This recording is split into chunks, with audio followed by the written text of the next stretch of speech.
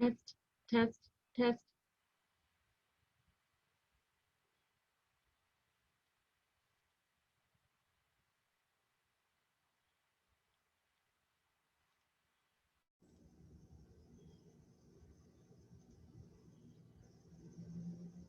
Testing, testing.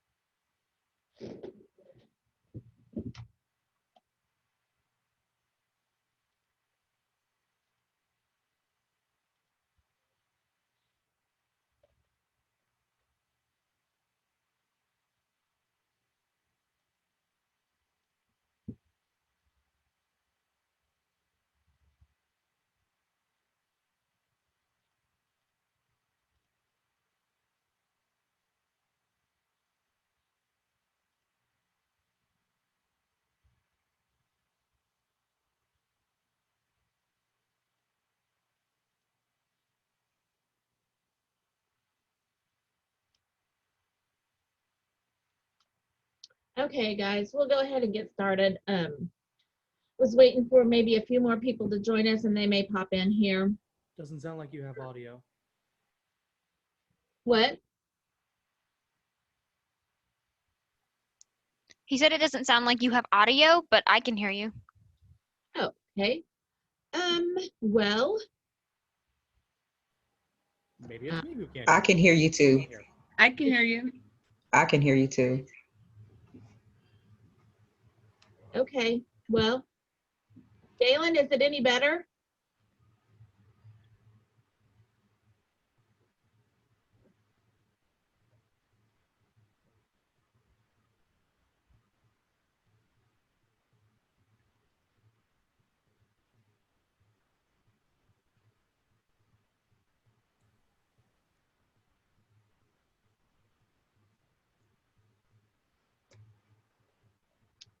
Okay, well, how did you guys do with your test?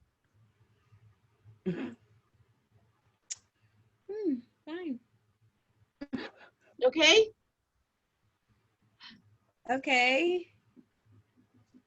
All right. Could have been better.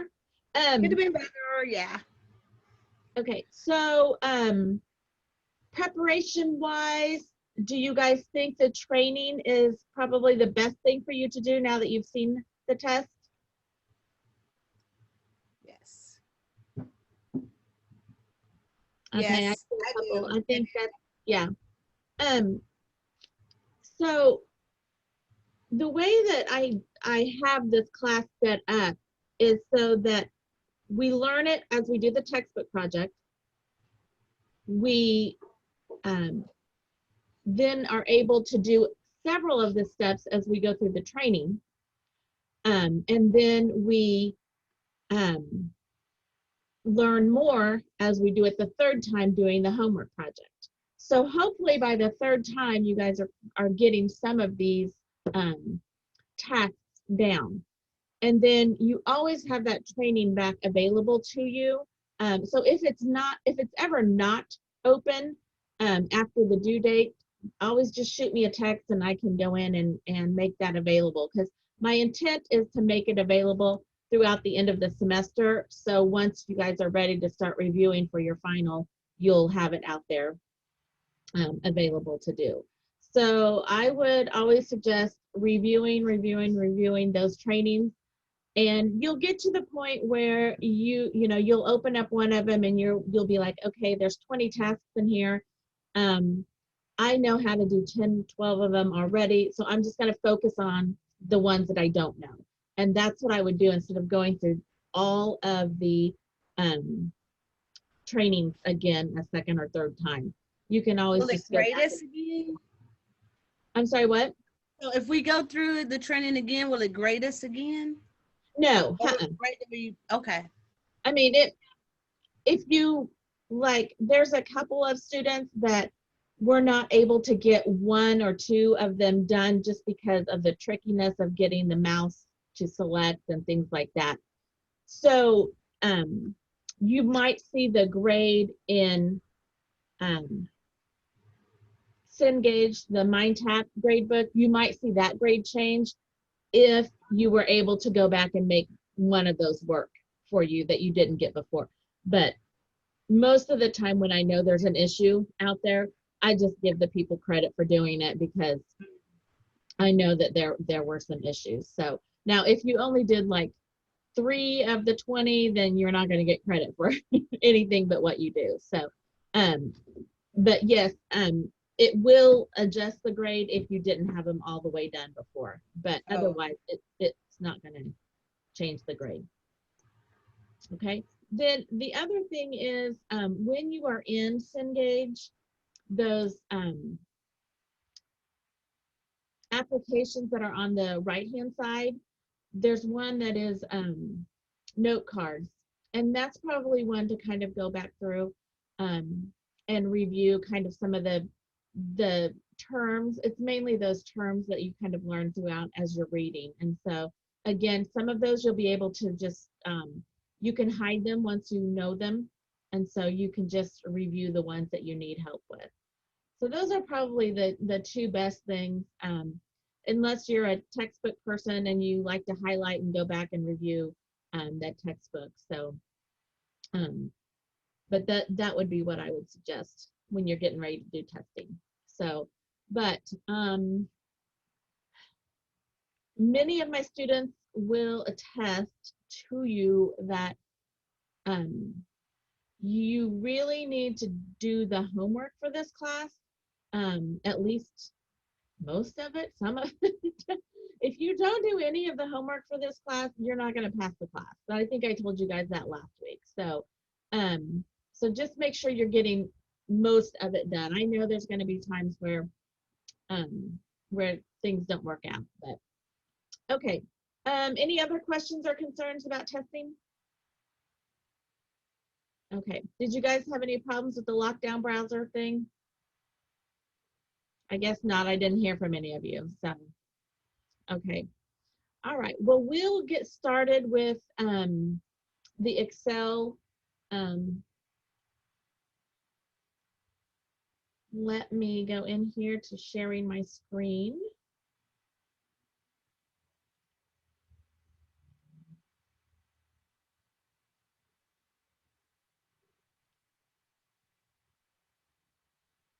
Okay, so in Excel Module 2, the title is Formulas, Functions, and Formatting. And so we are going to learn more about putting formulas in this module. Last module, we did one formula where we did the subtraction. So we'll learn other formulas tonight. And we'll also use some of those same functions with the sum function and things like that, as well as some additional functions.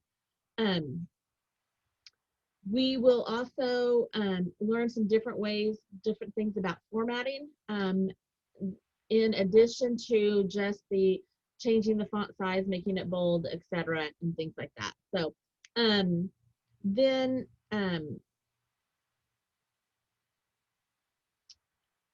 we will also look a little bit at printing, and so it's always a good idea to do a print preview before you just send anything to the printer.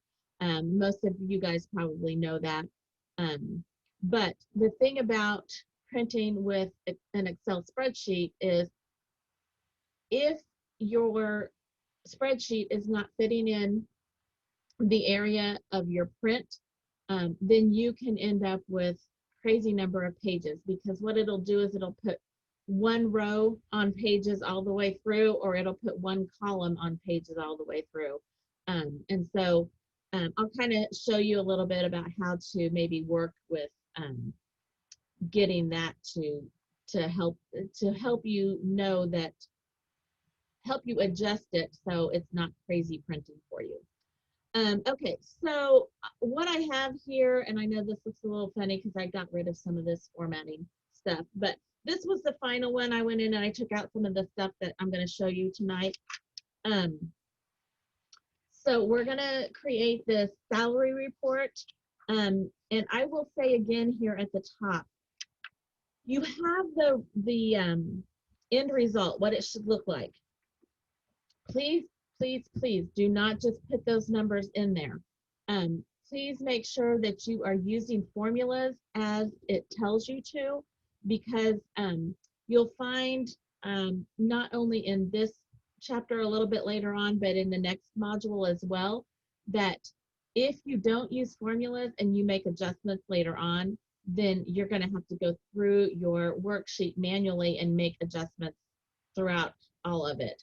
So if you can learn to use those formulas, you make one change and it changes everything where that formula is affected. So learn how to do that and you will be amazed at the power that Excel has. So we've gone ahead, this has all the titles and everything in it, and you will have to enter all of those, and you will have to format all of those. So just make sure you read through there.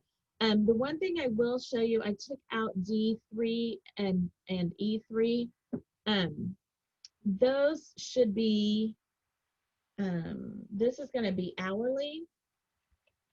And then they want the next word to be on a second row.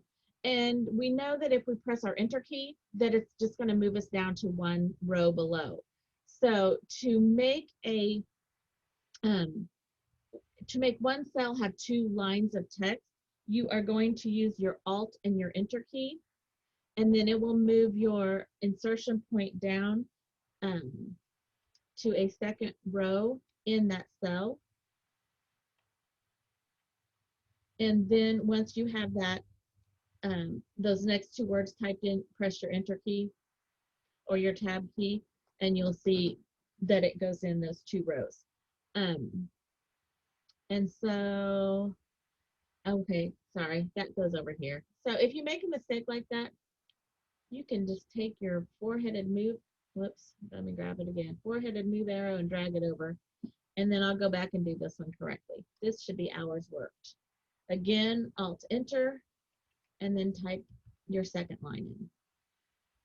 So that is something that's kind of different that we haven't done before.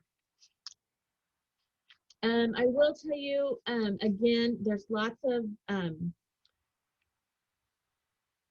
as you enter this range of data, just to make sure that you are getting decimal places where they need to be. Now, like when you have 80 here for Linda Fox, you can just type an 80 in. All of this formatting with 2 decimal places, we will do later on. So don't feel like you have to do that. But if they do have the decimal places, you need to add those. So this is the only numbers that you should have to type in. Everything else, we're going to use formulas and functions for, and then we're going to use the fill handle. Okay. The next part of your textbook that I want to talk to you about is called Flash Fill.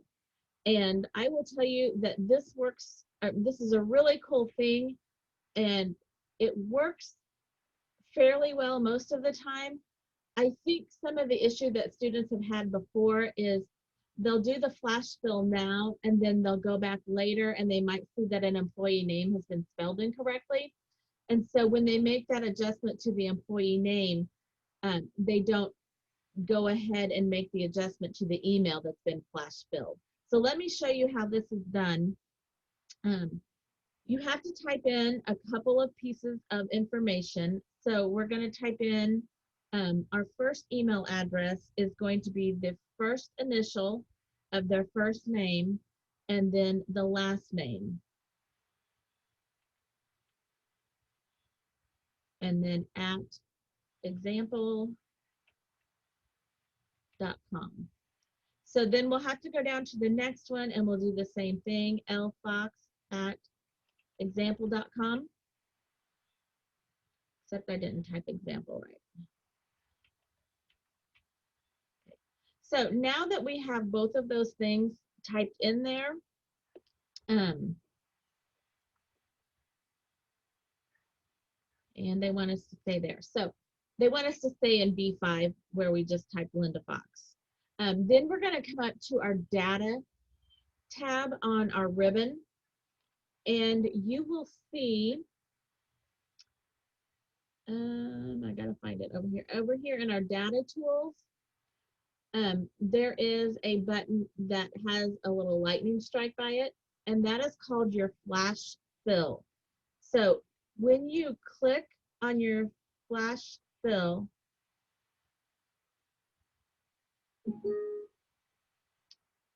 oh, hold on, I think I gotta,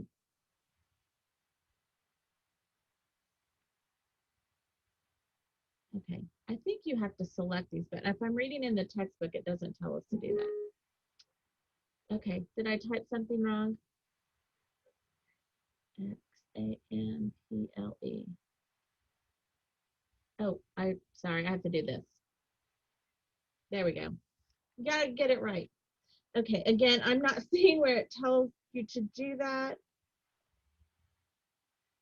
Click the flash fill button. Oh.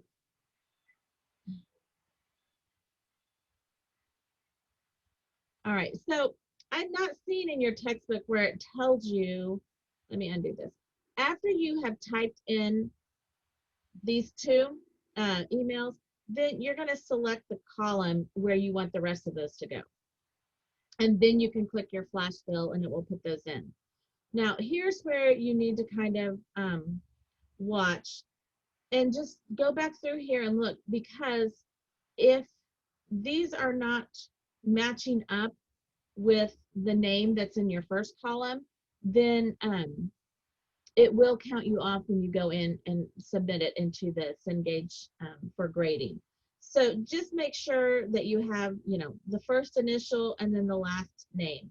And you are having to type these in. So again, you need to make sure that you get those typed correctly as you put them in there. So that's using the flash fill, and that's kind of a cool thing. I'm trying, yeah, you'd have something like that in your homework portion too. So just remember, you can come back to that in your textbook if you need to. Okay, so the next part has you enter your row titles and change your sheet name down here and the sheet tab color. I have an online class this semester too, and I can't remember if it was a student in that class or one of you guys. But they got a 0 when they turned in their assignment.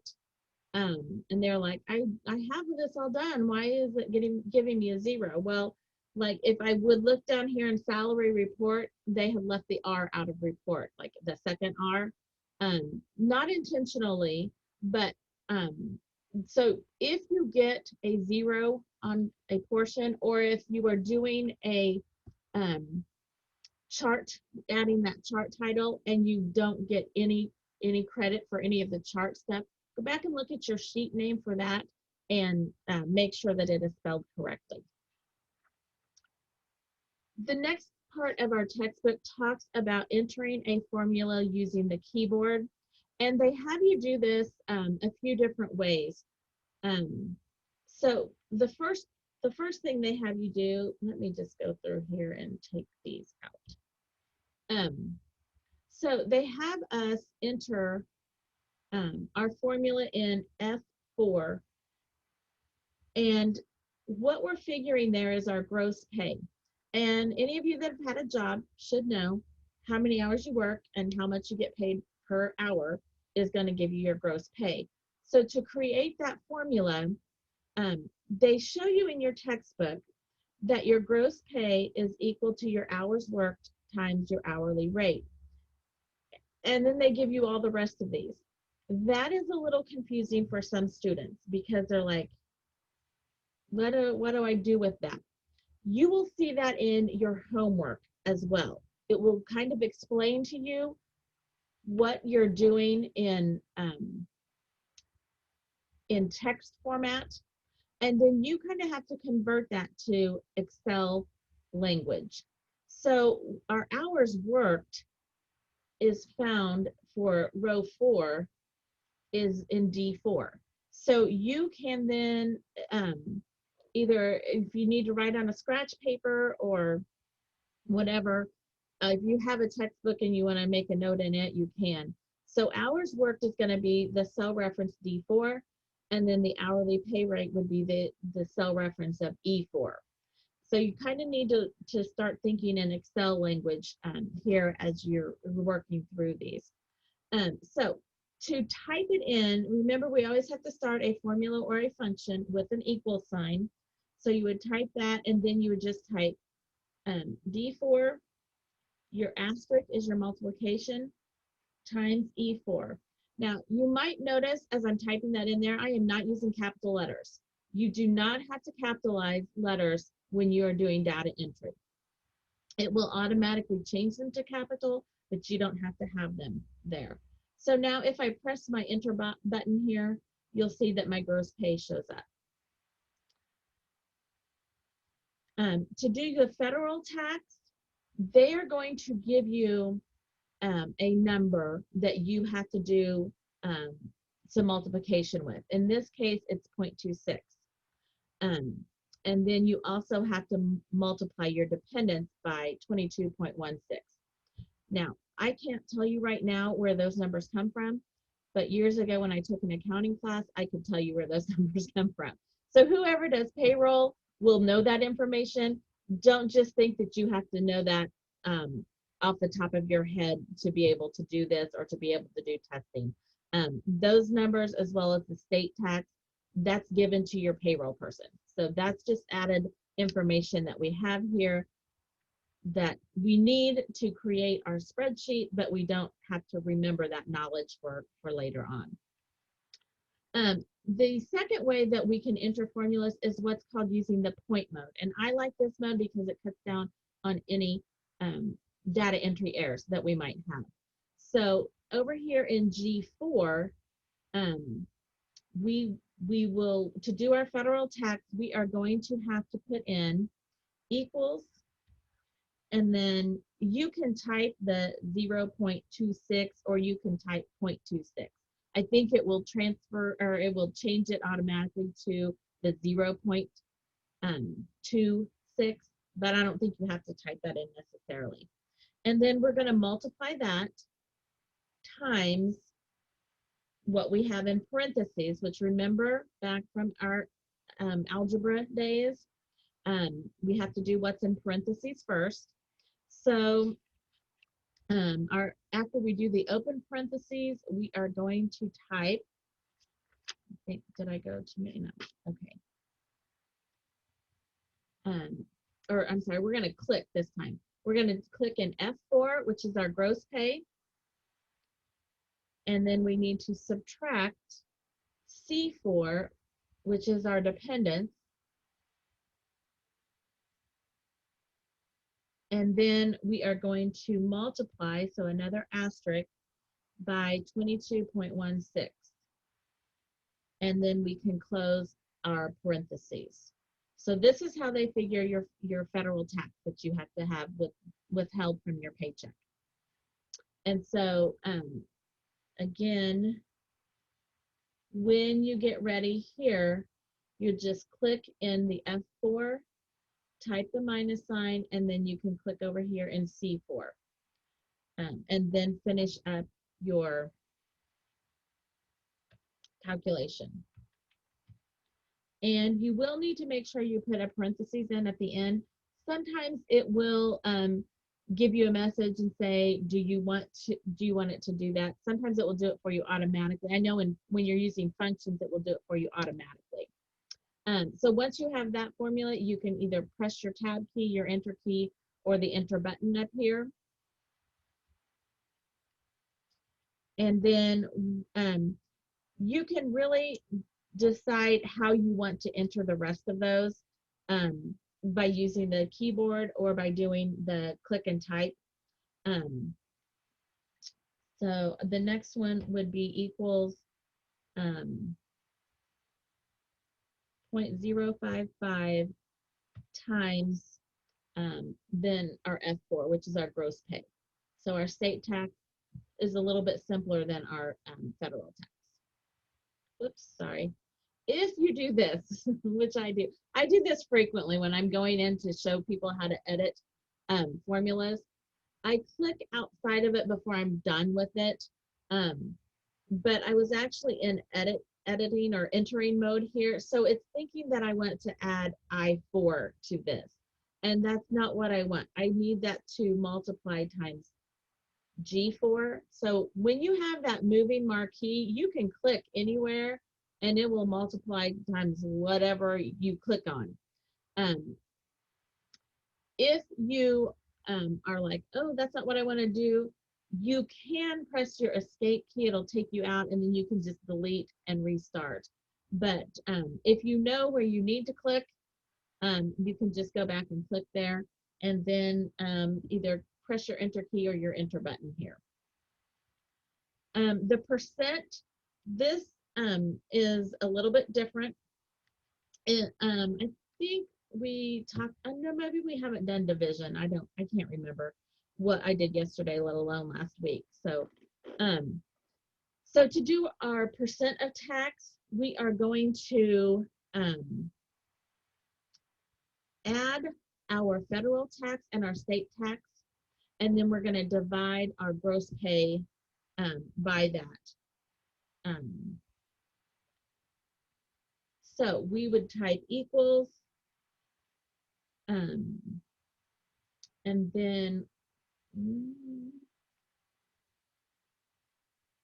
me find the right place here.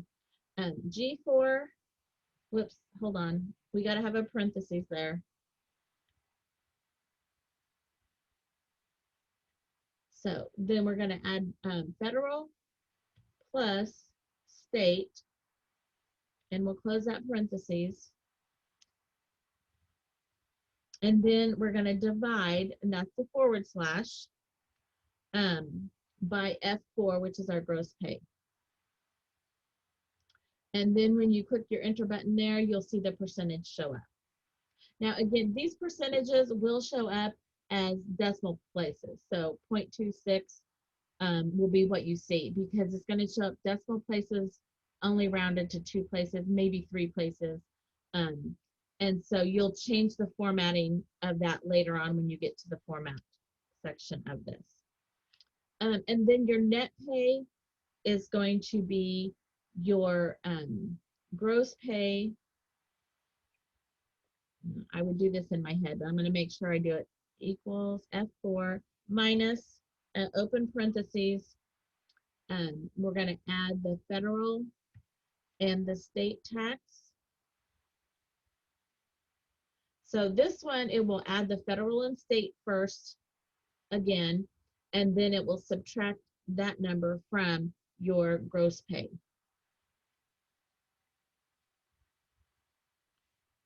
So once you have F4 through J4, once you have all of these entered, and they will not have the $ formatting with them. So I'm gonna clear that, because I'm gonna show you here. Oops, I gotta get the right one. That's not what I want to do.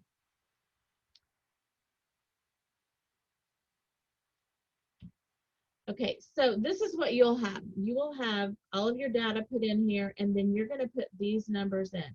Okay, when you have those done, then this is where you can use that fill handle.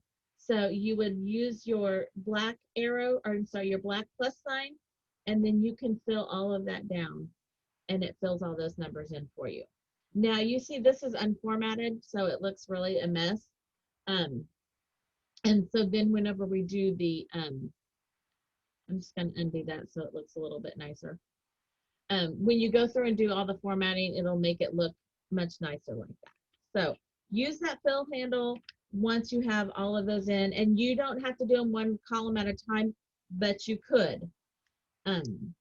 So just keep that in mind. The next part in here talks about your options button. And so whenever I did that fill, there's a little button that pops out, and I think I talked about that last week, but this gives you some information about some of the things you can do with that options button.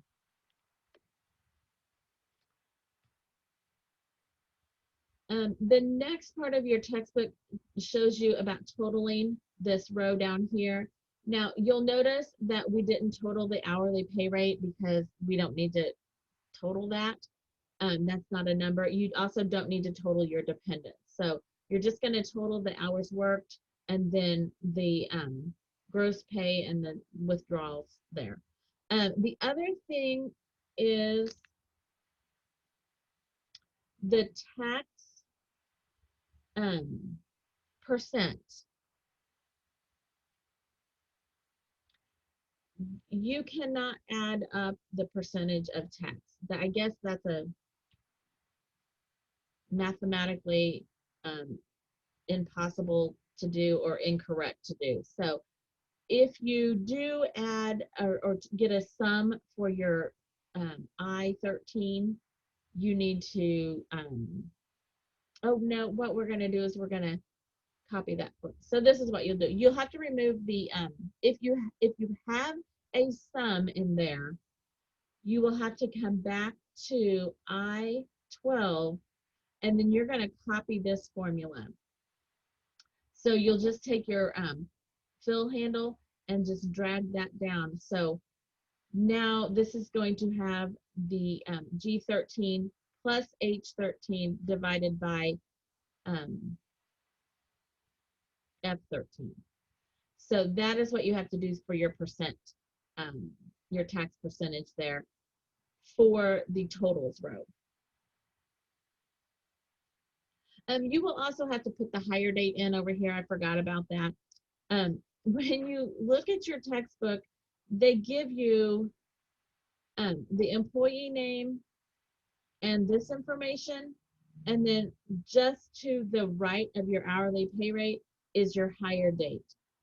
So I'm telling you that so that when you start doing the data entry, you don't put the pay rate right there next to the hourly pay. I'm sorry, you don't put the hire date right next to the hourly pay rate. You leave leave those columns open to do that. These next few calculations or functions that we're going to use are really fairly simple. In fact, I may only go through one of them. Well, actually, I may go through all of them because they show you how to do them in different ways. So we have put in our row titles over here of the highest, lowest, and average. And so what we're wanting to do in the highest row is find the maximum or the largest number. So we use what's called a max function. So what you would do is we would go into C14, which is our column for dependents, and we want to find out which is the highest number of dependents. So we'll start with the equal sign. And then, no, we don't have to start with the equal sign. Because we're gonna do this different than we've done before. So last week, we learned how to do the auto sum by using the sum button over here on our home ribbon. But to do our max function, they are going to have us use our insert function. So if you remember, I talked about the insert function button. That is that FX button that's up there on your formula bar by the enter button. So when you click on the FX, that's going to automatically put in an equal sign for you in C14. And then in your insert function dialog box that pops up, you are going to need to look for the max function.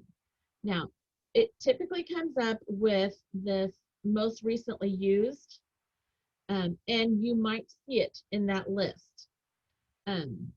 You can scroll down that list and see if you can find it. Mine is showing right there. If you don't see it in your most recently used, you can choose all, and it will put them in an alphabetical order, and then you can scroll down until you find the max. I would not recommend that because there's a lot of functions already put in here. So you can kind of take a stab at it and think, well, maybe it's a statistical thing. And so then it gives you a smaller number to look through, and it is in the statistical one. It may be in the math or logic one too. I don't know. Mine's usually in the recently used, and so I just grab it from there.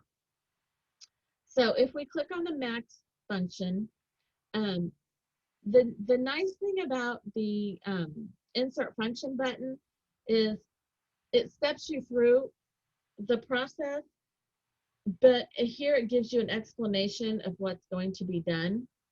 If we click the OK button, you're going to get a function arguments dialog box. And this is going to, in our case, all we are wanting to do is fill in this top number where it says number 1 here. We want to fill in that text box. So because I was in C14, Excel automatically thinks that I want to find the maximum from the range C14 through C13. Now, if I come over here and I select that range, you'll see that it is getting C4 through C12, which is what I want, but it's also got that C13 row in there or cell in there. We do not want row 13 included in our function because we are going to take our max function from C14 and we're going to use our fill handle to fill it all the way across here. So if you look even in your hours worked, what do you notice about what's in C13, or I'm sorry, D13? There's a large number there because we have totaled that. So we have to make sure when we're doing our max function that we change this and we don't just accept what Excel thinks we want. So to change it, you can take your mouse and click and drag through the range that you want, or you can, because it's going to say through 13, you can click there after the 3, remove it, and put a 2 in. So either way you want to do that, you just need to make sure that you get that changed. The other nice thing about the function arguments or going through the insert function is it gives you your formula results down here at the bottom. And so if we were working in the next column over where it says hours worked, and we had a maximum number of 616, well, how many hours do people normally work in a work week? 40, if they work a full-time job. If this is a bi-monthly salary report, so they're getting 2 weeks, so you should have at the max 80 hours a week, unless you get overtime hours in there. So you should automatically think 616 is not a number that is reasonable.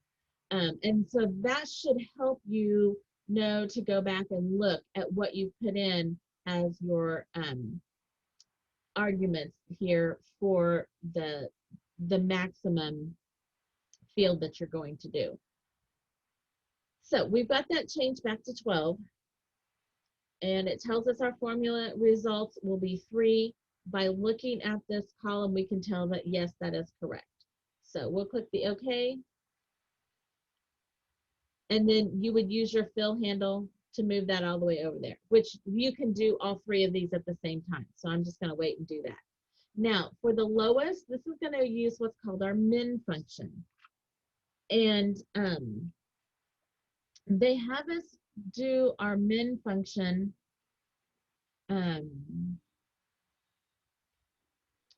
so we're going to go to C15, and they have us use our auto sum arrow that's up on our home ribbon. So this is where we went last week to get our auto sum, or our sum that we did in our rows and columns. So you'll notice up here when you click on the drop down arrow for this on the sum button that you have the average, max, and min.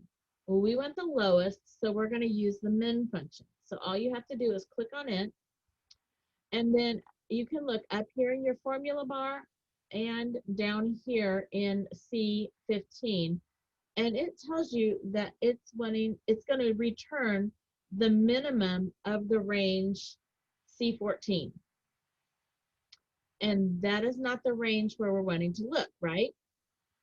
We need to look in the range C4 through C12.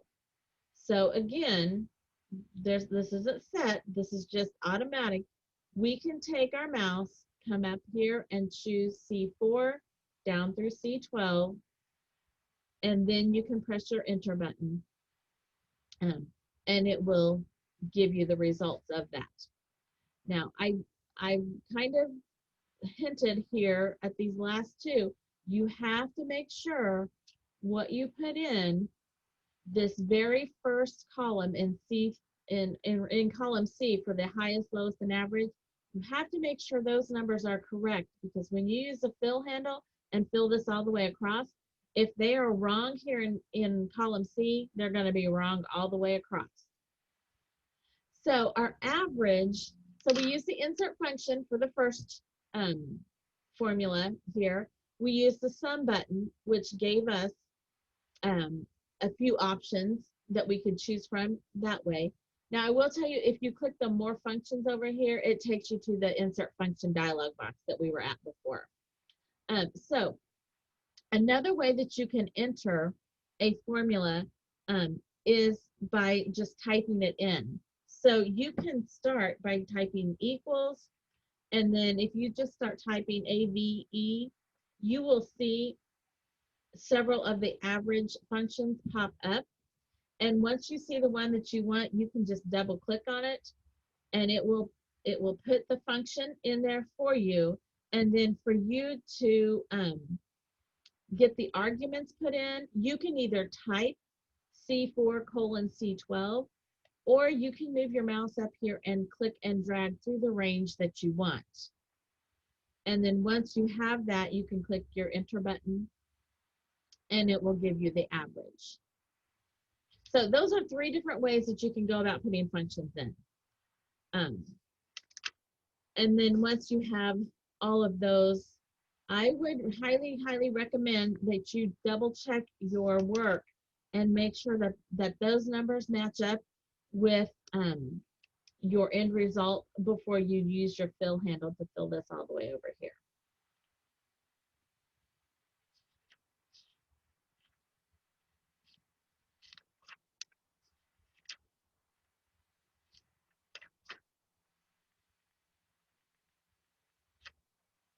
Okay, this is the one where we have to remove the average of the tax percent, because this is the one that's mathematically incorrect. I guess you can't do this. So you'll find your percent column and the average. You can't do an average of a percent. So you have to remove that one. I point that out because Sam will grade that, and I think you have to do that in the homework portion as well. The little bit right before we'll look at the formatting, it says to verify formulas using what's called the range finder. And this is maybe not as important on a small worksheet like we have here. When you're doing a larger worksheet and you have multiple cells that are being referenced in a formula or a function, this range finder is kind of handy to know how to use. So if we need to check our formula that we put in for net pay, you can click up, you have to double click up here on net pay, and you will see that it color codes the formulas for you. So F4 is referred to in this blue box here, and G4 has the red, and the H4 has the purple. So again, not real exciting when it's right here and everything is right next to it. But if you think about those being in separate parts of your worksheet, then you can identify them very quickly and easily. And you may be like, I didn't want that cell to be used in the calculation. So then you could go through and edit it. And this is the one where I always get in trouble because I've opened it and I'm in the edit mode. And so now if I start clicking, I put other weird things over here. When that happens, you can always just press your escape key and get out of it, and then you'll be fine.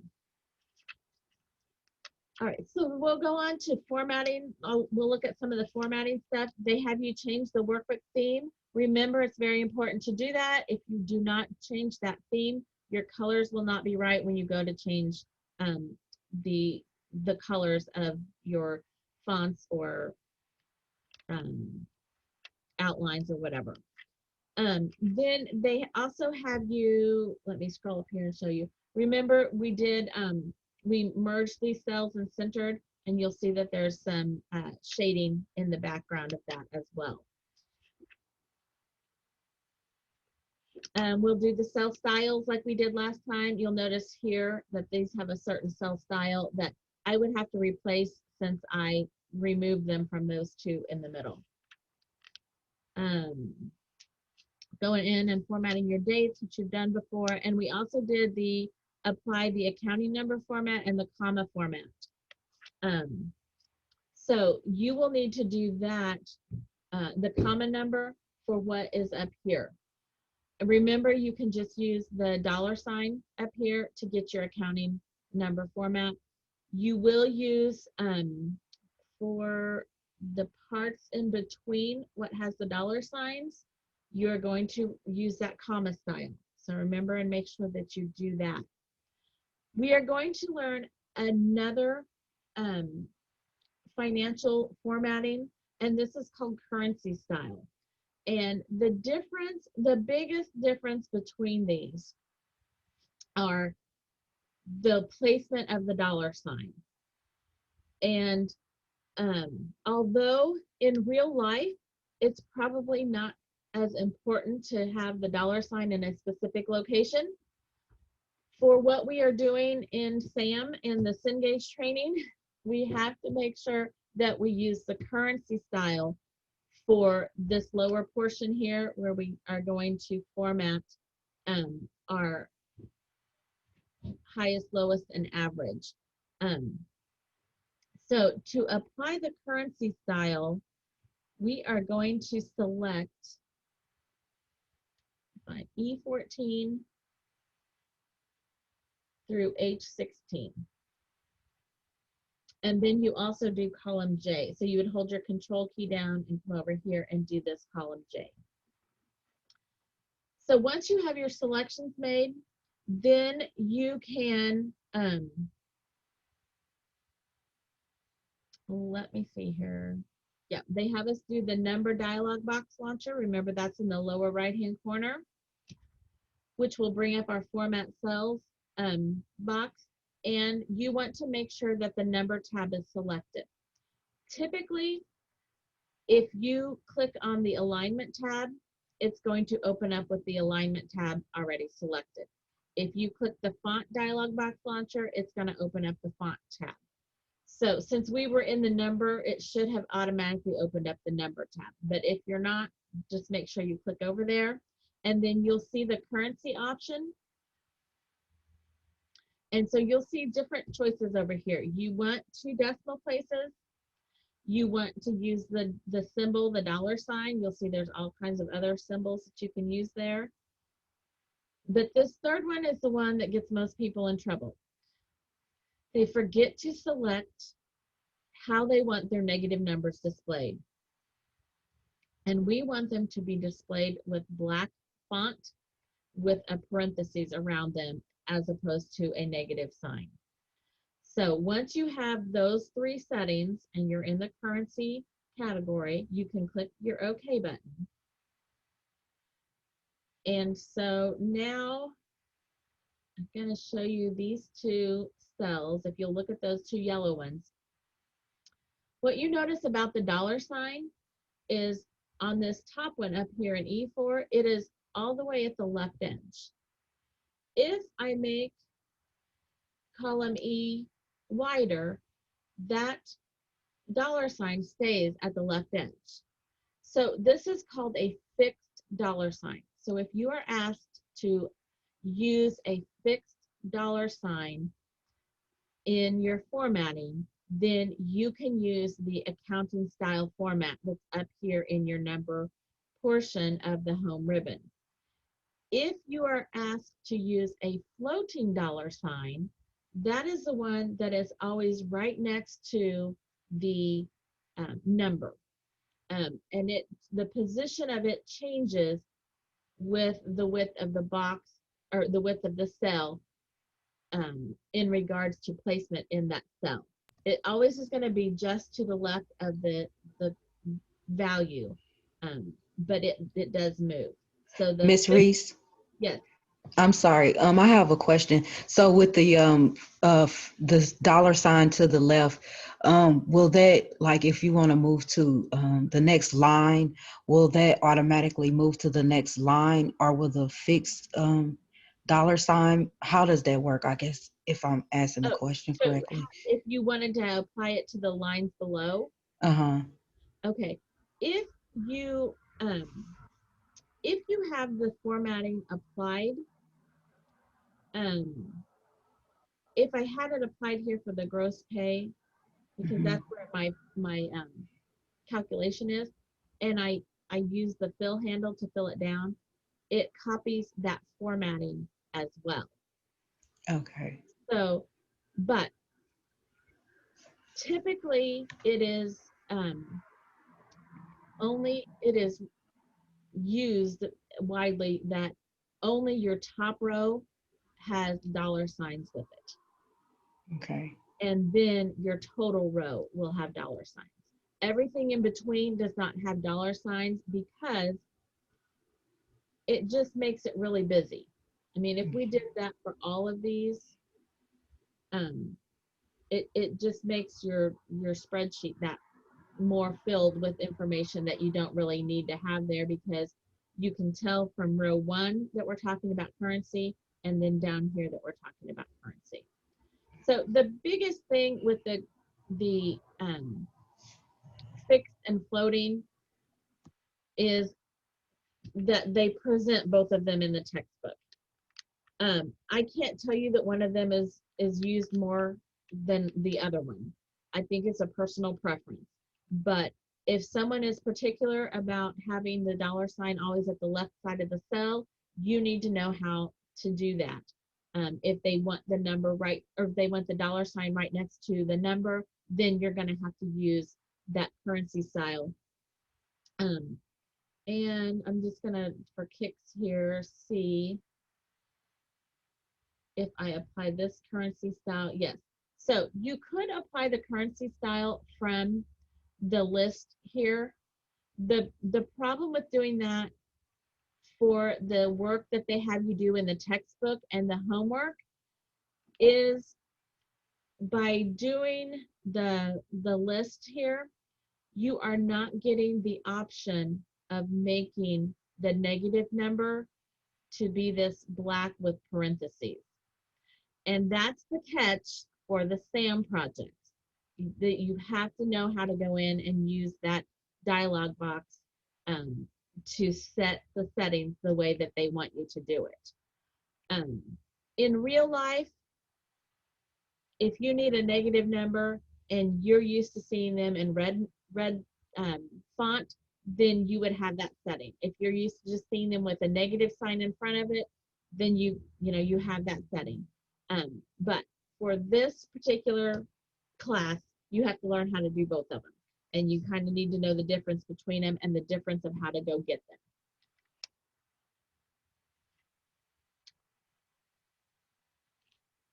them. Okay, so the next thing is the percent style, which this really shouldn't be too bad. Your numbers are going to come in, but they're probably not going to have that many decimal places after them, but they will be unformatted like this. And so then you would just take the range of all of those, and you can just come up here and click on the percent style. So that changes it to the whole number, but you want to add 2 decimal places to it.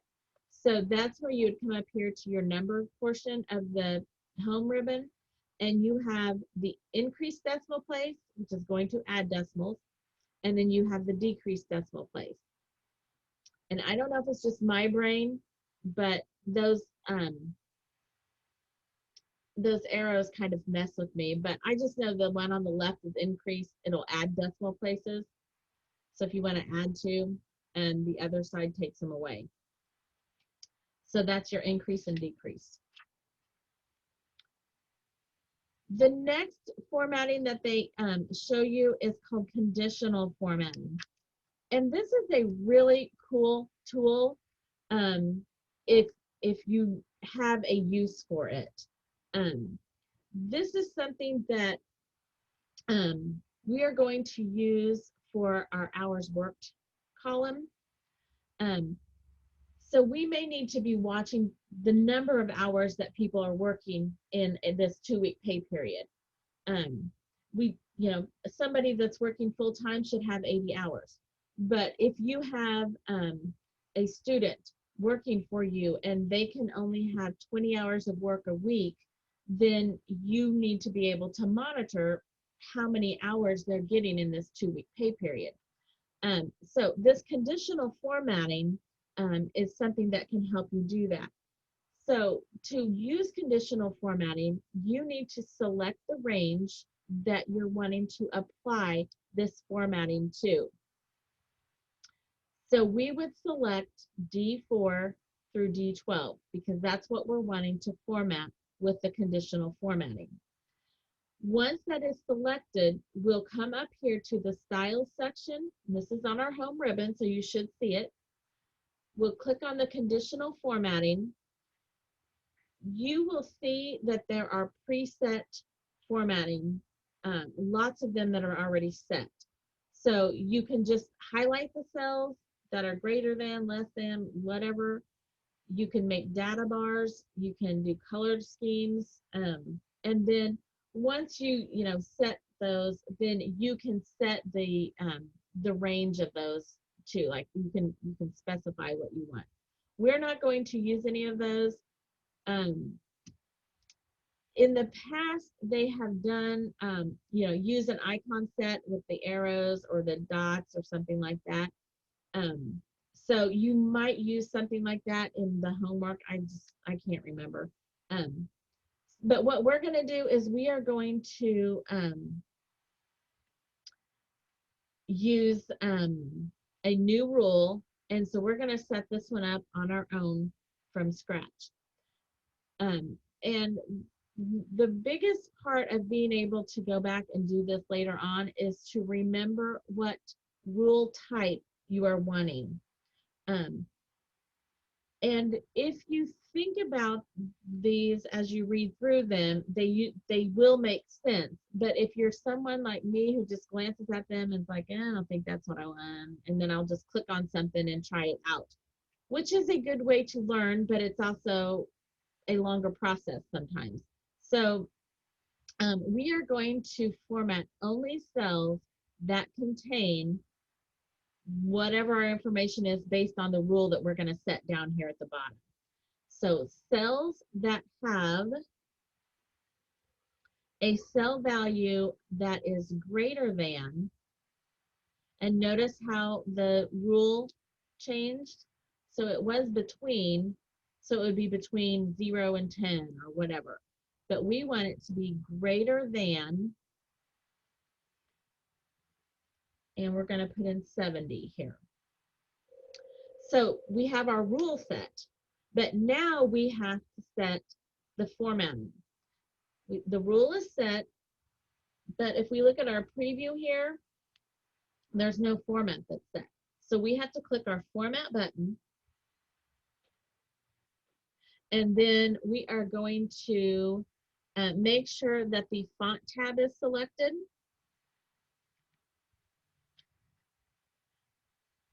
And we are going to change the, what are we changing here?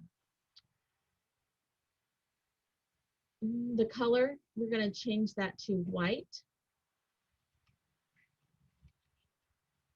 And then we are going to change the fill. So we have to click on the fill tab over here. And we're going to change it to this darker purple color that's up here in this top row. One thing that you will notice when you get down into some of these dialog boxes is you don't have the screen tips like you do when you're in your home ribbon. So like it would normally tell you, red accent 1, pink accent 2, or whatever. So just make sure that you look at the picture and follow along with what you're wanting. So now if we click on our OK button here, it's going to take us back to our formatting of our rule in our conditional formatting. And so it shows you here that this is what your result will look like. And that is what we want. So we can click the OK button. And now we see here in our hours worked that we have several people that have worked over 70 hours in this 2-week pay period. And then that just lets us, be aware of people that are working either close to full-time, and it depends on, who you have working for you. If you need to make sure people aren't working too many hours, then this is a good thing for you to know how to do.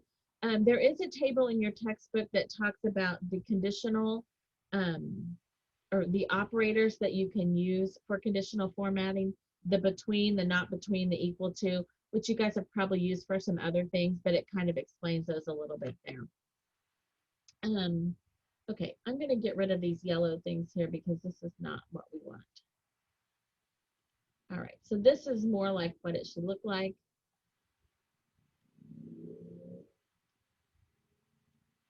Um,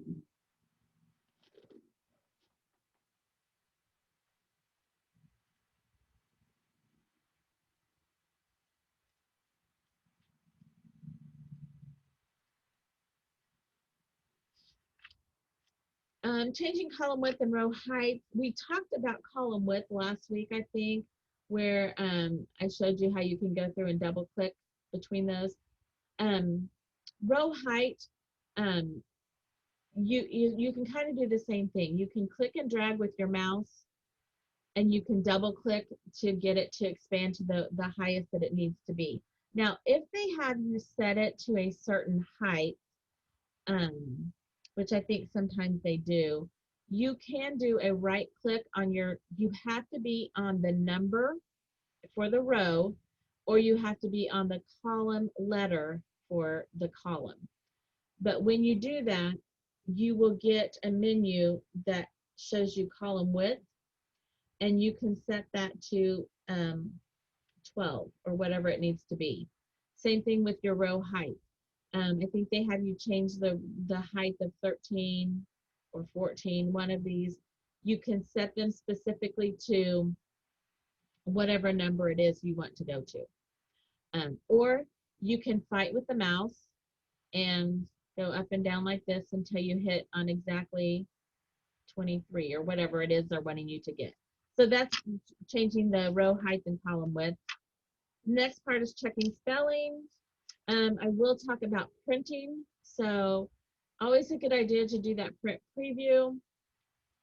So right now, this is going to be on 2 pages. So here's my first page. If I click on over to my second page, you'll see that it's just showing that higher date column. It would really be nice if I could get that all on one page. I will also point out here that by default, Excel has headers that can be put in, and it may depend on how you have that set up. I think well, in our next module we will learn how to put those in, but they do have preset ones that you can go in, kind of like the page numbers that were preset that we did back in module 2 of Word. So you can click on those. All right, so back to the printing part here. If we wanted to get this all on one page, we could work with changing the margins to see if that worked. You could work with changing the font size and getting it all down. The other thing that you can do is go down here to the bottom where it says no scaling. You can do fit sheet on one page, and I'll show you what that looks like.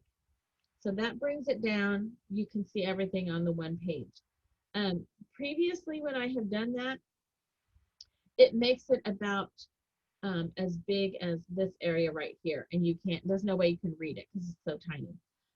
The other thing you can do is if you choose fit all columns on one page, that's not going to see any change because we just did that when we did that last change. So, or you can do fit all rows on one page. Since we don't have a page full of rows, that's not going to be helpful. You can do custom scaling. So maybe you if you set it to 90%, you're going to be able to get everything on one page. You could fit it to a certain number. So if you want one page by one page, you can set that here as well. This is also where you would go in and change your margins if you wanted to. Make those a little bit different.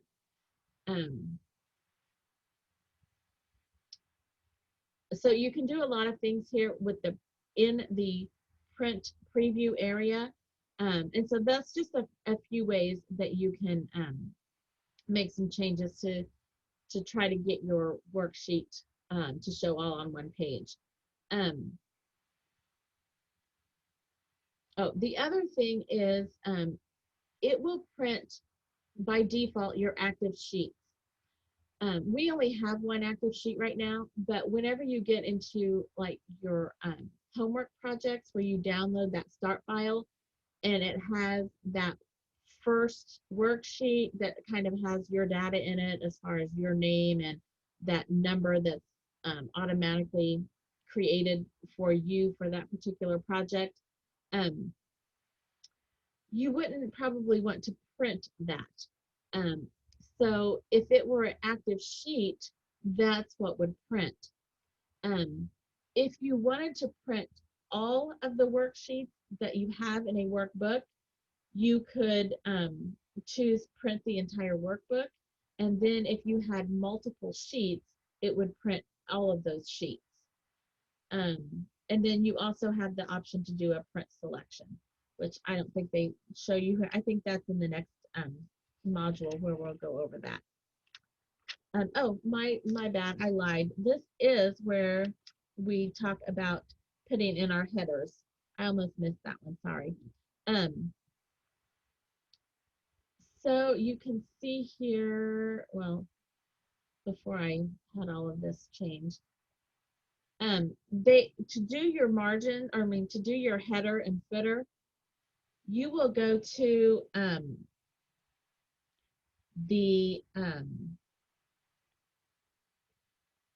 we want to change views, and this one gets a little confusing because if you're reading in your textbook, it says click the page layout button on the status bar to view the worksheet in page layout view. So what they're having you do here is actually change the view of your worksheet. But the reason it's confusing in Excel is because we have a page layout tab up here as well. So we're not wanting to go into the page layout tab. We need to change the view. So you can either use the page layout button down here on the status bar, or if you go into the view tab, you can from there choose the page layout tab. Either way, that's going to take you where you will see, you should see your header and footer section. So once we're in the correct view, then they have you go into the margins here. So this is where it gets even more confusing because we go back and we actually use the page layout tab. You change your margins to the narrow margins, and then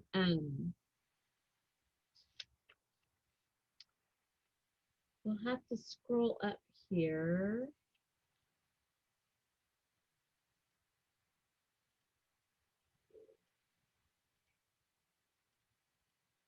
Okay,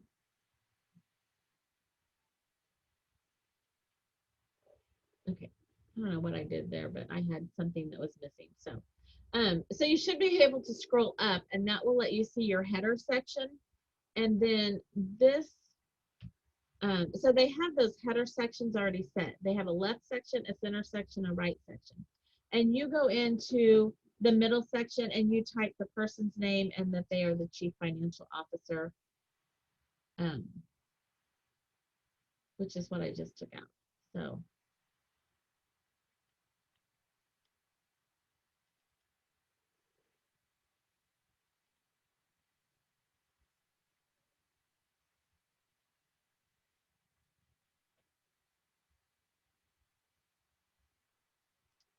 okay,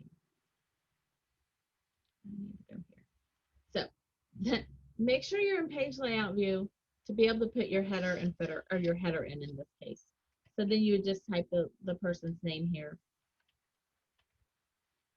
and their title right below them. Okay.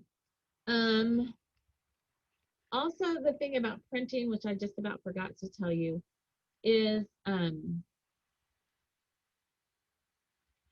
when you're working with an Excel spreadsheet, you typically are going to want to change it from portrait to landscape. By default, it's usually set in portrait, which is going to look like this. and you're going to usually want to print any spreadsheet in landscape version. You don't need to print any of this stuff. The other thing that it talks about in this book, in this module, is what's called your formulas version. For this particular spreadsheet, it's probably not necessary for anyone to check your formulas, but if you need to look at all the formulas you have put in, you can press your control button and the tilde or the accent mark. It is above the tab key and to the right of the number, to the left of the number 1. So it's that little accent grade that you'll see sometimes in the Spanish language. I learned German, so we didn't use those tildes. So that's what it looks like. And when you use that on your keyboard, your worksheet will get much larger. But what it does is it shows you all of your formulas typed out. And since we really only did this in column C and in row 4, that's really all the ones, everything else is just copied. So those are really the ones that you would need to look at. Now, let me move over here to our last column, K, because if you remember, this is our hire date. Dates in Excel are calculated numerically from January 1 of 1900. So January 1, 1900 is day 1. So this date, whatever it is, September 5th of 2010, is 40,426 days from January 1 of 1900. Now, the reason that I tell you that is because sometimes when you put in a date, it may automatically change to a numeric value that looks like this. And so you need to understand that that is the numeric number for the date. And that is where you would need to go back in and change the format of the date to the short date or the long date or whatever you're looking for how you're wanting your dates displayed for that particular project. Okay, so let me go back to the print. They have you go back and change your scaling back to no scaling. And this is kind of an important thing to do because I think that I know with some of the settings I have here in my work, the settings stay with the printer even if I move to a different document. So my people get really upset when I say to print 2 sheets on 1 page because things get really small and then you can't see them. So it's always a good idea just to set it back to how it was before so that everything prints out correctly for like it normally does. And then for special things, you can make adjustments to that. Okay, I think I can't close that because I have to stop sharing before I do that. So, okay, do you guys have any questions about those few things that we covered several things in that module, but I did skip a lot of the formatting stuff, some of the things that we've done before. So, questions? Normally I would be on my my laptop. I hear somebody trying to talk, but I'm not hearing you very well.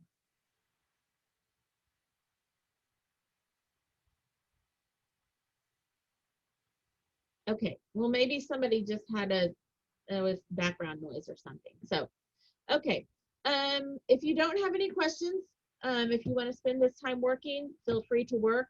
If you have questions, you can text me or call me or hang out and we'll talk here as people take off. I also can put us into one of those little rooms so you guys can stay here and we can go talk somewhere else. If you need me to do that, I can do that as well. So, Caesar, I am sorry. I totally forgot that I was supposed to get back with you about the printing stuff. Did it help maybe tonight to kind of see some of that? Okay, well, I'll still take a look at it, but if you go back and look at it, I bet. Yeah, I don't know what I did. I ended up with 31 pages to my workbook. And it may have been the initial download when I went into Cengage to start the project. I don't know. But I didn't notice it until I had already submitted it. I'm like, holy cow. Yeah. And I don't know what I did. So I looked at it over and over again, but somehow I ended up with Okay. 31 pages on my workbook. Yeah. Okay. So, but okay. Anything else? If not, I will see you guys next week. Call me or text me if you need anything. Shoot me an email. Okay. Bye. Thank you. Bye.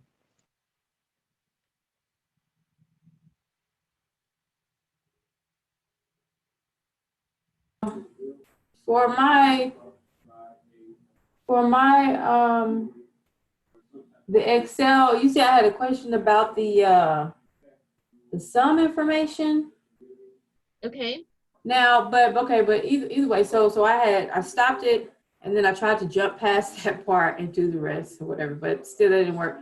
But anyway, so I wasn't able to put that in. Is there a way that I can fix it or something to try to send it in, or because I guess I got really thrown off. And so like even with this, I'm gonna try to figure this out again. Yeah. Was that on the one that you submitted for today? Yes. Okay. Well, for last Yeah. night or whatever. Okay. Mm-hmm. Okay. Let me go in and I can pull that one up and take a look at it and see if I can walk you through what maybe we had some issues with.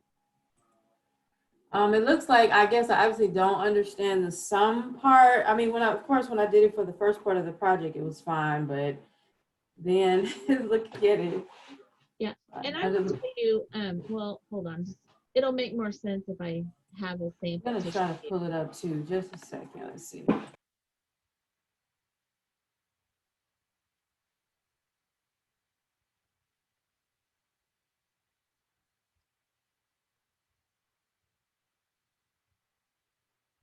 Now this was recorded, right? Is there a way that we can go back and see this class? You know what? I think I have to make that available to you. Oh, so okay. That's probably something I can do. I just haven't been doing it. I was thinking maybe because when I went back to read it and I was able to pull it up again and try to read it, it's just, I was just trying to get a grasp to understand it. Now, did you watch the video that I did last week for the Excel? Yes, right, yeah, because I went to the YouTube and tried to pull it up to try to see if it could help me explain it, but I don't know, I mean, it might just be brain freeze or something when you're going through all the steps or something, and I thought I was halfway getting it, and sometimes I'm thinking like I probably was second guessing myself too, but. Okay, well, the one that I pulled up, it must be the one that you haven't turned in yet. Well, and because I couldn't, it's that particular sheet. That was the one that I sent in for the question with, because I couldn't understand it. But I feel like too, what I noticed, I said, okay, I guess I'm still not grasping it. That's why even for the exam, do we have our results for our exam yet? You should be able to see the results today. Oh, I didn't see that yet then. Okay, well, I thought I looked. Let me see what I did. Okay, some of the things that are issues with sums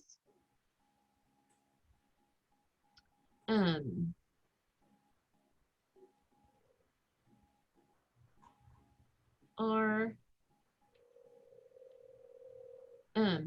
that you are summing the range that you're not supposed to be summing. Oh, okay. Okay. All right. Let me see. So,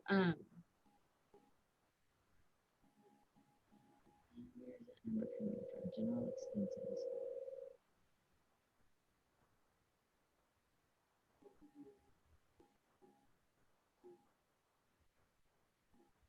Okay, so sometimes what happens is, let me pull this one back up because I think it'll, yeah. So for what we did last week in our textbook, we did that monthly estimate. Okay. And so we had a sum on column N that went all the way down column N. Okay. I'm so gonna try to see if I'm Okay, gonna let pull me up at see least for what I if had. CSC. I'm gonna put up for what I had, and so that way I can know it looks similar to what we did. So Excel, that was 59. Okay. Okay. So do you see what I have up here? Yes. I Okay, see. so this is yours that you turned in. So we did a sum over here in N4, the sum of B4 through M4, right? Correct. And then you just copied that down. Well, what happens sometimes is here where column N and row 6 meet. Sometimes what happens is people get a sum here. Right now, it is of all of this entire row, which is correct. Okay. But sometimes what happens is people will do a sum and it does N4 and N5. Right. Okay. Which if I press my enter key to accept that, that is the same number. Right. And so it doesn't really matter how you get it. If you had taken your fill handle across the row all the way over to column N, then you're getting the sum of N4 and N5. But if you do it this way and you get the sum of across all the rows, then your formula is different, but your answer is the same. And so this is another case of, in real life, it's not going to make a difference. But for turning it in to Sam, Yeah. Sam wants to see that you've copied the formula from the right location. Yes. Okay. So I get that. I guess maybe I just don't have a way of showing what for the project 3 or whatever, that part of it was just the wording of that question that was throwing me off, that I did not understand it. But like I said, I guess because it's not turned in, that's the one you're not seeing. Yeah. Did I send you a message about that, or was that somebody else? No, that was me. So yeah, that was last night though, and I was like, and I couldn't even turn anything in because it'll stop you, I guess. See,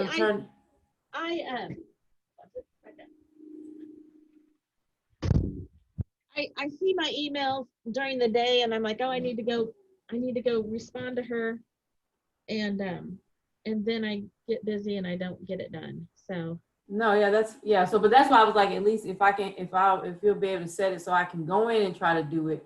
But I still, yeah, I'm gonna try to comprehend the way when you said it. I'll try to read the email and try to understand it. Because I thought I was getting it, but that was just on the first project. But once we had to do it in actual practice one, I was like, I have no idea. Because it was saying something about subtracting, because what was throwing me off. The wording, John wants to calculate the gross margin and provide this in cell B7 into the formula without a function that divides. What does that mean? Okay. Like, what am I missing for that?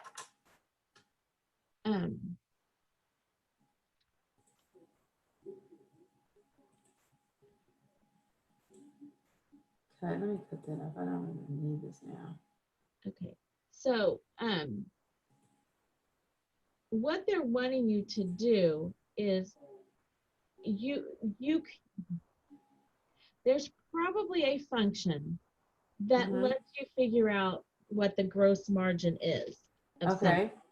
Uh-huh. But most of the time, us beginners have no clue what that is.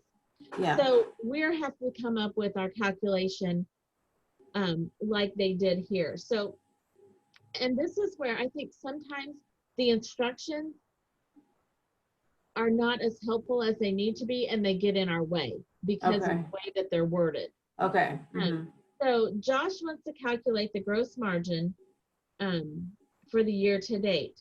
And then it goes on and tells you using a formula, not a function, without a function, okay? Yes. So you need to divide the gross profit that's for quarter one. Okay. we Which need is to take B, obviously B7. Okay. Yeah. B7. Uh-huh. So this is where, if you have a little note or something, this Okay. paper, you can take, okay, so I need B6.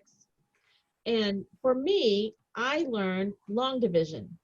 Okay. So I would put my little long division because I want to divide B6 by the quarter one, the revenue in quarter one. So that's B5.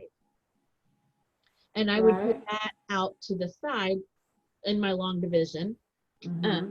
where it makes sense to me. Mm-hmm. And then I would go back to my spreadsheet and I Mhm. would find B6, which has the value of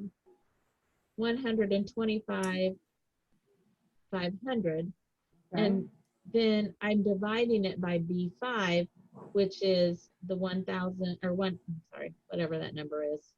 B5. Oh, the 1,000,000. 1,003,000. 3,500. Okay. Okay. So then when I see it in my brain, Mhm. visually, I'm like, okay, so how am I going to write that in a division problem with the forward slash? Yes, that's right. Mm-hmm. Right? And maybe this is what threw me off because I didn't do any division in the project. And I'm like, why Right. they asked me to divide and I didn't? Yes, Okay. and we didn't do any of that. Yeah, So, okay. so to write this out in Excel language, Mm-hmm. we need to write B6 first. Okay. So it would be equals B6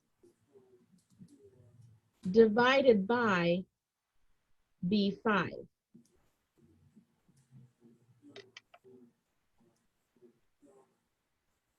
And that's what needed to be put up in the box. Well, where on the box do I put that? Did I put that in the B7 in the gross margin? Yes, that goes Okay. to 7, and it tells you that Yeah, it at, probably at the did. beginning of A, Yes. Mm-hmm. in cell B7, Correct. yeah, you want to divide B6 by B5. And so technically what I would do is I'd be in B7 Uh-huh. and I hit, what sign did you say puts the enter equal- sign right away? The equal sign right Equal away. sign. Yes, what button does that right away? Oh, the So formula. that's up there by, oh, well, if you do the insert function button, it will do that for you. But Oh. otherwise, you're just going to have to type it in. When you're Okay. having to type in a formula like this, you just have to type it in. Oh, okay. Okay. Because that's what I thought too. I'm like, normally we were just typing it in, but you did show how you could just hit something and the equal sign, but I'm like, I didn't learn that, so I didn't want to. Okay, so and somehow I must have missed that. But anyway, so equal. So just equal. I'll put in equal B. Why did I put G B6? Okay, forward slash B5. Mm-hmm. And my colors are doing it. It's turning red, it's turning blue. And then it's just enter. No, I hit the Press enter, or you can click that check mark button. hit the check or hit the check. Yeah. Okay.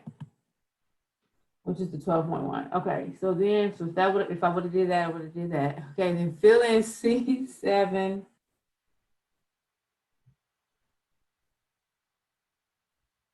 fill in the range. Oh, and do the rest. And that's where I could click on that, pull my little over to E7. Mm-hmm. So I remember that. I could do that. So I would have that. Okay. Yes, that's right. Okay. Okay. All right, so 6.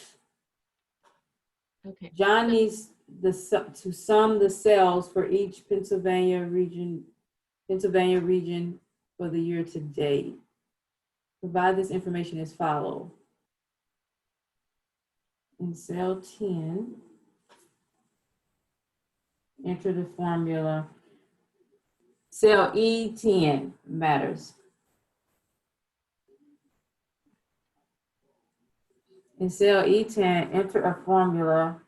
So with there being something there, Yeah, this is I where could they're s- wanting you to enter a function. They want you okay. to use the sum function. So And I would click that up you there. can get that a few different ways. You can just start typing equal sum. You can come up to your home ribbon and use that sigma sign. Yes, okay. If you just click on the button, it will automatically do a sum, and it will do an assumption that you're wanting B10 through D10. Okay. That's the sum, which should be correct. The other thing you could do is if you use the drop down arrow on the sum button, there's a sum option there, which does Correct. the exact same thing. So those are probably the easiest ways to do your sum functions because it's right there handy for you. So, and my brain is just trying to figure out, I'm like, now how was I supposed to know, like, this is the right thing to do? So in cell 10, if it was just saying enter a formula. So me just trying to process and comprehend how these are reading out, I guess that's what I need to. Right. But so it says, see, this is where I think it's confusing because it says enter a formula that uses the sum function. Mm-hmm. So in essence, it is a formula, but we're using that sum function in there because otherwise we can write a formula that says equals B10 plus C10 plus D10. Mm-hmm. And that's a formula that's going to add up those 3 cells and give you the number, the sum of those 3 cells. Of those 3. What would it look like again? Can you say it again if we was to put in all 3? Yeah, if you did equals B10 plus C10 plus D10. Yeah, okay. So that would be a formula. But Right. the formula that uses the sum function has the equals, open parentheses, sum, and then the range of cells. Mm-hmm. So that's what the function is it's one of those presets that we can get either from the insert function dialog box or that sum function button that's up there on our home ribbon. Okay, okay. Which that obviously would be the quicker one to maybe know to do that right away. Okay. Use the fill handle to fill range E11. So next one, E11. Now my, sorry, my box was still having the marching ants, but what do they call that when it's kind of moved? It's called a marquee. Marquee, okay. Marquee, yeah. Moving marquee, okay. Well, Yeah, if it's doing that and you don't want it to, you can press your escape key. oh yeah, yep, you said that, okay.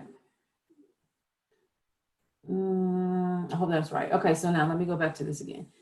Use the fill handle.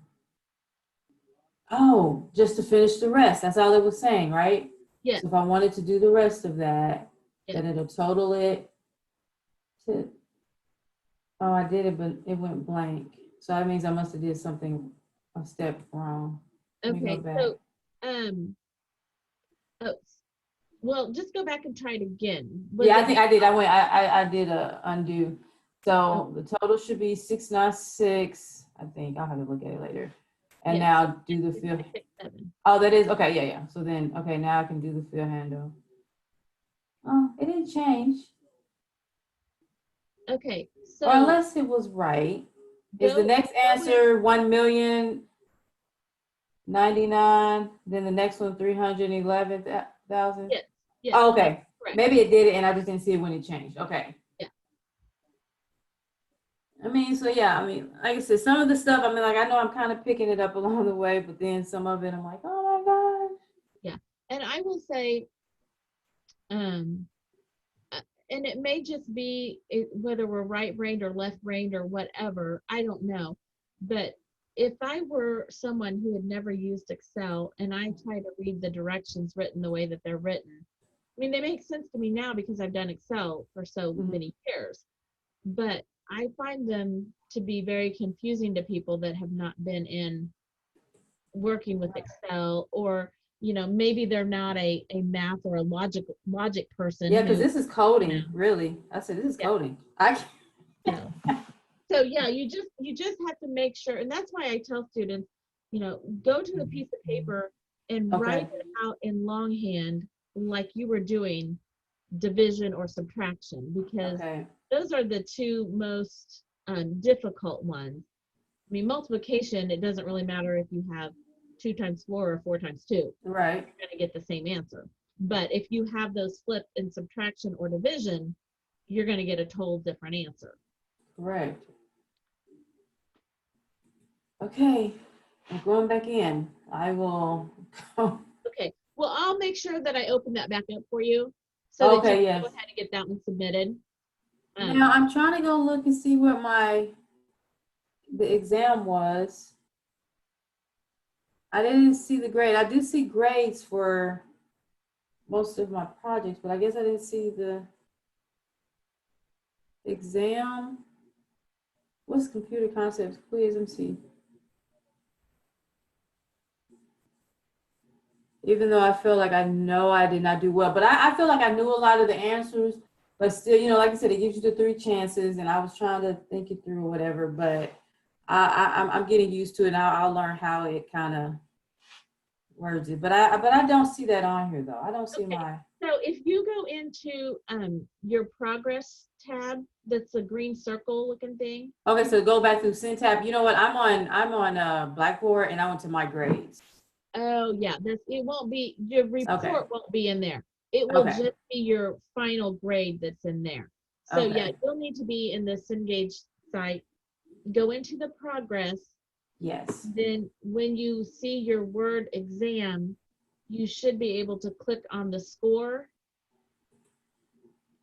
and then it will Review. Okay. Yeah. Oh, girl, I thought I had 20 out of 700. I mean 100. So okay. So yeah, that'll tell you what you did right and what you did wrong. And Oh. then you can it usually, I'm going to pull it up here real quick. Let me try to go back to it. No, that's not what I wanted. Yeah. Do you see where it says playback? No, let me see. Okay, so I'm clicking on it. It says Microsoft Word exam. Now it didn't have anything Excel in here, right? Correct. I don't know why I went about trying to do it. I had 76%. Okay. I see the word review. So click that. Yes, you can do that. Yes. Okay. Review. Oh, view study guide. Yes. View the Okay. study guide. So this is what we use at the end of the semester to try to help us with our. Right. Right. Okay. And so, like it says to modify the footnote style, that's one that you got incorrect. And so, you could be like, okay, that's the one I need to go back and review more. Now the remediation or the training, if I click on one of those, it'll go over it? Yes. Okay. It'll tell you, it'll tell you where in the textbook you can find it. Okay. and then I don't know about going back into the training, but Okay. you can use that. It says modify the footnote style, footnote text style. And so when you go back into training, that would be in module 2. You can use your little task button up there. It's in the top left-hand corner of your training. Okay. When you click on that, it gives you a list of your tasks. And so you okay. look for the one that says modify the footnote text style and redo that one until you are comfortable with it. Now, how do you know which module this is in? Where did you see 2? Well, I just know it's in 2 because okay. 2 is where we did the research paper that talks about footnote style. Okay. So the other way, if you look, did you say yours had like a remediation? Well, yeah, I have a whole column that says remediation. It has all the stuff, and then the next column says training. It says subject, task ID, task, result, remediation, training. Okay, so in your remediation, what does it say for one of them that you got wrong? Okay, so I'm going to click on that first one. It says type the research paper, text WD 2-28. So I guess it's coming up. I clicked on it. It's coming up. So, yeah, it went to the page. Yeah, it goes right to that page in your textbook. Yeah. Oh man, that's helpful. Typing the text for research paper. Well, and then maybe the next step is going to talk about footnotes. Or maybe I have to go through it until I find it, because it didn't go right to footnotes though. Oh yeah, so it's probably just that it's in that section.